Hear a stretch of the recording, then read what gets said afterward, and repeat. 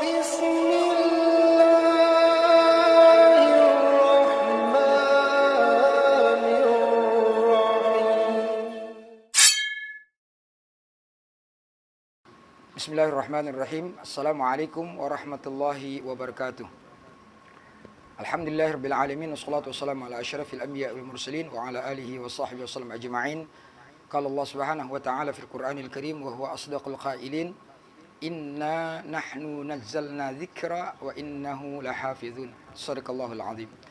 Alhamdulillah, bersyukur kita kehadirat Allah Subhanahu wa ta'ala atas segala limpahan rahmat hidayah, ma'unah, ridhanya kepada kita semua. Pada kesempatan yang berbahagia ini, pertama-tama saya ingin memberikan apresiasi yang setinggi-tingginya kepada Bapak Gubernur Kalimantan Barat, Bapak Sutarmiji, yang dalam hal ini beliau sudah melakukan atau memberikan apresiasi penghargaan kepada para hufadzul Quran, mereka-mereka yang hafal Quran, dengan memberikan beasiswa untuk bisa kuliah di beberapa perguruan tinggi yang ada di Kalimantan Barat. Tentunya ini merupakan sebuah kebijakan yang sangat positif, sekaligus memberi semangat motivasi pada generasi muda kaum muslimin untuk berlomba-lomba menghafal Al-Quran, yang tidak hanya menghafalnya tapi juga pada akhirnya mempraktikkan, mengimplementasikan nilai-nilai Al-Quran dalam kehidupan sehari-harinya. Oleh karena itu, tentu harapan kita semoga daerah-daerah lain juga melakukan hal yang serupa sehingga Al-Quran akan semakin terbumi. Namun pada kesempatan berbahagia ini juga, apa yang telah dilakukan oleh Gubernur kami Kalimantan Barat, Bapak Sutarmiji, mendapat respon yang negatif oleh seorang Adi Armando, seorang konon katanya dosen di Universitas Islam atau Universitas UI, Universitas Indonesia, yang menilai negatif terhadap apa yang dilakukan oleh Bapak Gubernur Kalimantan Barat dalam memberikan apresiasi kepada anak-anak yang hafal Quran dengan beasiswa itu. Apa yang mereka lakukan ini bukan baru ini, tapi seringkali Adi Armando selalu melakukan pelecehan, perendahan, penghinaan terhadap Al-Quran, terhadap agama Islam, terhadap Nabi dan seterusnya. Yang tentunya ini menjadi presiden buruk bagi kita umat Islam dan akan justru memancing perpecah belahan umat dan akan memancing juga amarah umat Islam. Oleh karena itu, untuk menjawab apa yang telah dikomentari oleh Adi Armando terkait dengan statement yang dilontarkan oleh Adi Armando, maka pada kesempatan ini saya ingin menjelaskan tentang kedudukan Al-Quranul Karim. Al-Quranul Karim adalah kitab Allah, kalam Allah, yang sangat disakralkan, disucikan oleh umat Islam. Bahwa umat Islam sepakat, kaum muslimin sepakat bahwa Al-Quran adalah kitab yang suci, kitab panduan hidup bagi umat Islam, dan juga bahkan bisa dipakai, digunakan menjadi panduan hidup bagi umat-umat yang lainnya. Begitu mulianya Al-Quran sehingga tak satu pun kalimat-kalimat, ayat-ayat, bahkan huruf yang ada di dalam Al-Quran kecuali bagi umat Islam akan senantiasa memuliakannya. Bahkan sebagai tradisi kita dari dulu sampai sekarang, Al-Quran itu senantiasa kita cium. Oleh karena itu, maka jelaslah bahwa Al-Quran itu mulia. Bahkan tidak hanya itu, para ulama sepakat, siapapun yang menghinakan Al-Quran, menghinakan agama Allah, melecehkan Al-Quran, melecehkan Allah dan Rasulnya, maka mereka adalah orang-orang yang distigmakan atau masuk dalam kategori kafir. Hal ini selaras dengan firman Allah Subhanahu wa taala dalam surah At-Taubah ayat 65-66. Allah Subhanahu wa taala berfirman, "A'udzu billahi minasyaitonir rajim. Bismillahirrahmanirrahim. Wa la in sa'altahum la yaqulunna inna kunna nahudhu wa nal'ab. Qul abillahi wa ayatihi wa rusulihi kuntum tastahzi'un. La ta'tadiru kad kafartum ba'da imanikum." Allah Subhanahu wa taala berfirman dalam surah At-Taubah ayat 65-66, yang artinya ketika engkau bertanya kepada mereka terhadap apa yang mereka lakukan, ya Muhammad, maka mereka akan menjawab, kami hanya main-main saja, gurau-gurau saja. Lalu kemudian Allah memerintahkan kepada baginda Rasul Muhammad SAW, qul, katakan ya Muhammad, abillahi wa ayatihi wa rusulihi kuntum tastahzi'un. Apakah engkau ingin mempermainkan Allah, ayat-ayat Allah, Rasul Allah Muhammad SAW? Kamu juga tidak perlu minta maaf, kata Allah, karena kalian telah kafir. Sebelumnya memang kalian beriman, tapi ketika kalian melecehkan agama Allah, mempermainkan Allah, mempermainkan Rasul, mempermainkan ayat-ayat Allah, maka kalian sudah masuk dalam kategori kafir. Hadirin yang berbahagia, apa yang dilakukan oleh Bapak Gubernur kami Kalimantan Barat adalah sebuah upaya apresiasi, penghargaan tertinggi bagi anak-anak generasi muda yang hafal Quran dengan memberikan beasiswa. Ini bukan diskriminatif seperti yang dituduhkan oleh Adi Armando. Bukan diskriminatif. Ini adalah bentuk apresiasi. Layaknya seseorang berprestasi, lalu kemudian orang lain yang senang dengan prestasinya, yang bangga dengan prestasinya, yang senang cinta dengan prestasi mereka, lalu kemudian orang tersebut memberikan penghargaan yang tinggi dalam berbagai macam bentuk. Ini bukan diskriminatif.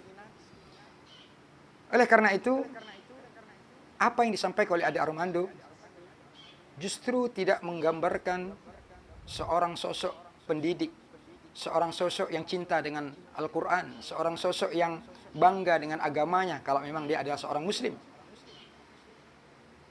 Ya.